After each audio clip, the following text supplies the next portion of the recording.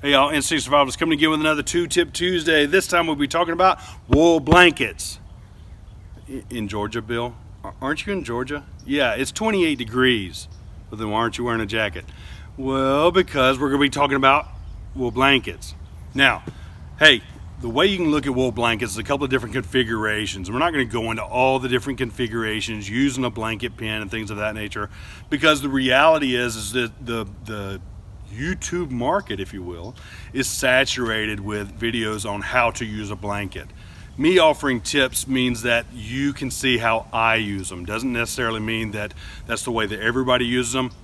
You can see that's how I use them. Now, there's a lot of functionality within the blankets. If you want to use a blanket pin, here's a suggestion. Go look at Cold Cracker Bushcraft's video on using a blanket pin. I think that's the actual title of it. Pretty good video. I liked it. Literally liked it. Thumbs up. I know that Dave Canterbury has a couple of them out there on blanket tech and how to use them. I know that Christian Noble has one on blanket tech and how to use them. There are lists and lists and lists of blanket tech. You can look up those two words, blanket tech, and how to use a blanket. Now, let's talk about the blanket itself, then we'll talk about how I use them. And some of the things that we want to look for in a blanket is something that's going to keep us warm, right? Otherwise, why use a blanket? I carry a blanket, at least one, on every single trip I take. At minimum, this one goes with me, period.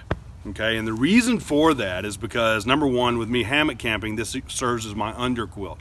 Always keeps me warm. I don't have to worry about the convection. I don't have to worry about anything because it lays under me.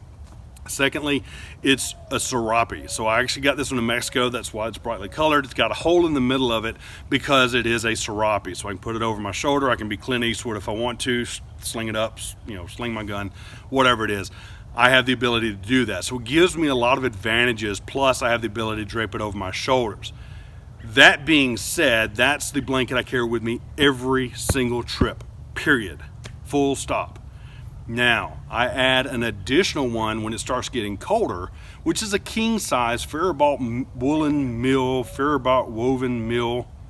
I think that's what it is, king-size blanket. Now, why is it not out here? Why is it not in my stack? Why can't we see the one you use, Bill? Mainly because I'm using it inside, and that's just the way it goes. Secondly, it's a king-size blanket. It's huge. Then why did you pick a king size versus a queen size or the recommended twin size by Dave Canterbury?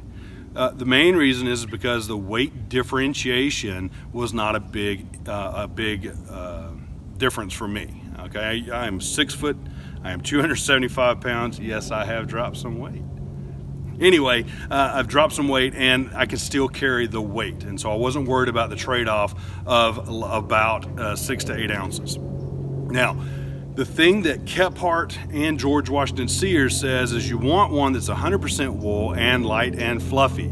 Okay, you want it nice and airy. This gray one right here is 100% wool and it's light and airy. Now, the thing about that is that this one is not a twin size, it's not a full size, it is just smaller. So it's not quite a throw, it's a little bigger than that, a little bit smaller than a twin size, but it does the job. And we take this one camping, family camping often when we go in the cold. It's nothing for me to just yank this one up and use it as a throw, or if I know where I'm gonna be and it's not gonna be windy or depending upon the weather, I may throw this one in the bag as well. So these are kind of my go-tos, if you will. The other thing is, if you look at the bottom one, this one right here is US, got a US on it, and it is green military issue blanket. The thing about this is it's 75-35, 110%, right? 75-25 or 70-30, I can't remember. But it's not 100% wool. Will it work? Yes. Will it work as well as 100%? It's not 100%. So the answer would be, or maybe, no, depending upon how you get cold. I've got a guy that he actually gets cold just at a little breeze and 80-degree weather and wears a jacket. So yeah, this might not work for him. So there's that. I've got another one upstairs that's actually 55 $45, and it's a gray, and it's actually an emergency surplus one. So basically, it's emergency service will take and throw it around you if you get cold or whatever. You can pick those up at a surplus store any day of the week, as well as this green one. Now, one of the ones that I use when I know for a fact that I'm only going to carry a small blanket is this one right here.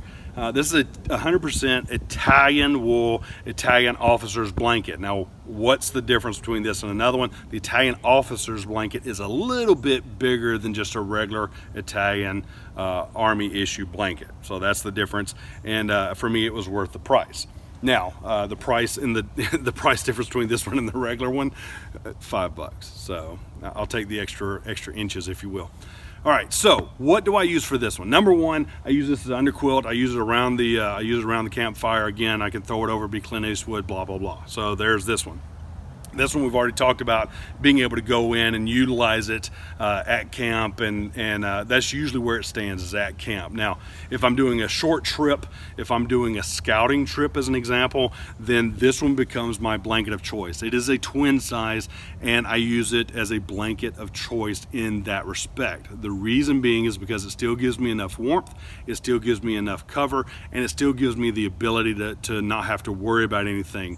I can use it as cover, I can use it as an underquilt, I can use it as ground cover, I can use it as a blanket, like a physical blanket, I can use it as a shawl, I can use it as a coat, I can use it as fill in the blank. So there's a lot of different functionality and functional pieces when you're talking about a blanket itself. Now, why wool versus something else? Pretty simple, pretty easy to think about, as if it gets wet, it still warms, unlike cotton, unlike the little fluffy throw blankets you get at the Walmart nowadays with the nice pretty pictures of them. Hey, I'm not complaining. I got 2 of them. Not a big deal, but it won't keep you warm if it gets wet. It's just the way it goes. The other part is, and one of the other things I use this for is when I'm working on fires, especially primitive fires as an example, this is what I use as the side item. So I have actually used and put a fire on it. It doesn't light, okay? Will it burn up? Well, yeah, if the flames are hot enough and things like that, yeah, it's going to eventually light up. The problem is, or the benefit is I don't have to worry about this lighting from an ember that's flying in the air. I don't have to worry about when I'm doing a bow drill, an ember getting on it. Oh my goodness, I dropped my bird's nest on my blanket, now what? Okay, I don't have to worry about that. And it's probably, if you look real close, I think it's got a couple of little charred spots, but that's it. It's charred. And it's only like the little bitty top piece of it. If you want to look at different layers within the blanket itself, it's like the top layer. So there's that, that's the whole. Now, let's look at just some of the different configurations and how to do or what to do. We're going to pull these off, because this is the one that I do and utilize a lot in my different configurations. If you go back through Instagram and things of that nature, you'll probably see me utilizing this one in a different couple of configurations. One of the things that I do, I call it the Native American method because I've seen Native Americans do it. That's just one of those things that goes back to my heritage and things of that nature. But one of the ways is actually to drape it around you, take and tuck a piece here, and then throw this one over. Not a whole lot of functionality after that. You don't have to do anything because of the way it's weighted. Now, that is not designed if you're going to go out and scouting and things of that nature. If you're walking from here to there and you need a warm blanket, that's the way to do that. And I use that configuration a lot. I use it with just about every blanket I own, save the king size one because I have to double it over, then do that, and boy, I get warm as well. I get warm, let's put it that way. So let's look at that first, and then what we'll do is we'll look at one other configuration. You can see what I'm talking about. All right, so let's change the camera so that you can, or zoom out the camera so that you can see what I'm doing, and then we'll zoom back in and close it out. Fair enough? All right, guys, so what we're using is that Italian officer's blanket in that configuration I was talking about that I consider what's called Native American style. The way to do that, and again, this is great for when you're around campfire, when you're around camp itself, and what you do is you've got it offset. So you see that the left hand side is longer than the right hand side. I take my right hand side, I bunch it up a little bit because it's easier for me to tuck. All I'm doing is taking and tucking it up over my shoulder, so around my neck. So now I've got basically a scarf. Then I take this other piece, I pull up tight, and I sling it around. Now, the benefit of that is, or the downside of that is you got to make sure that when you let go, you're holding onto the blanket so that you can bring both hands out. Now, again, in doing this, all I'm doing is I'm walking around. I don't have to worry about it falling off because the blanket friction is what's keeping it intact. So there's that one. Now, if you wanted to take it even further, you can put it up over your head and we'll go from there.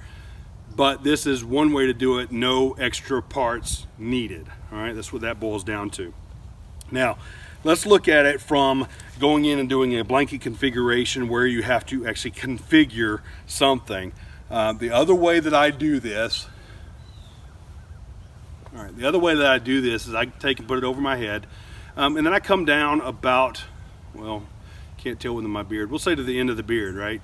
But what I do is I come down to here. Now you can actually take and use a blanket pin right here, and that's fine. That's not a problem, but that's up to you. Me, I haven't bought one. I haven't got one. I haven't used one. So what I'm gonna do, great, I covered up my rock. What I'm gonna do is utilize my rock. Now this rock is probably familiar to you because I've used it in another video. But what you do is you literally do just like you do with tarps and configurations therein. I'm gonna take and pull this down so I can make sure I'm not hollering at you. I take and bring it in. What you're doing is you're punching it through both pieces of your blanket. So I've got it on this one, take and pull this one over the top, and then punch it down. Now, how do I make sure that rock stays there? Number one, I take and loosen up my shoulders a little bit, and you'll see it slide. And then I pull out of my pocket a rope. Now, I usually keep a little loop of rope somewhere on my pockets anyway, because I never know. What I've done is I put a slip knot in it, tighten it down. This one's just bank line. Tighten it down, and that's it. All right, now I'm done. Now, in doing so, it does come down pretty low, which is good because now I can take and do if I'm cold or need to do it that way. The other is I can take these corners that are still dangling. Here, I'll just use this one since it's dangling more. Take these corners that are still dangling and tuck it up under you, tuck it up under your armpit to the back. Now, why would you do that is because now I've actually got it to where it's up out of my way. It brings the coat up in the front, and if I had tied that tighter, it wouldn't have fallen out. So there's that. So, hey, I'm human. It's the way it goes. But at any given point in time, I can take and bring this over. I can put the hood on. If I'm walking in snow, as an example, not that we get a whole lot in Georgia, but it has happened. We've talked about this. But I can bring the hood back up and go from there. So, guys, that's just another way to look at the blankets themselves, another way to utilize them. You may have a billion different other reasons or ways to use a wool blanket. And if that's the case, that's fine. Great. My whole thing is to make sure that you're thinking outside the box, right? You're using your instincts. What do I have? How many times can I use it? What is the different purposes for it? Multi-purpose items, things of that nature. So that's why we talk about the blankets and why I wanted to bring these to attention today, because I've got a lot of friends of mine that live in a lot colder climate than I do. Again, 28 out here, so blankets staying on for a while. Anyway, hey guys, here's to a great 2018. Here's to a great what's going on. Thank you all for everything you did in 2017. And for that, I say thanks for watching. And don't forget to use your instincts to survive. Thanks, y'all.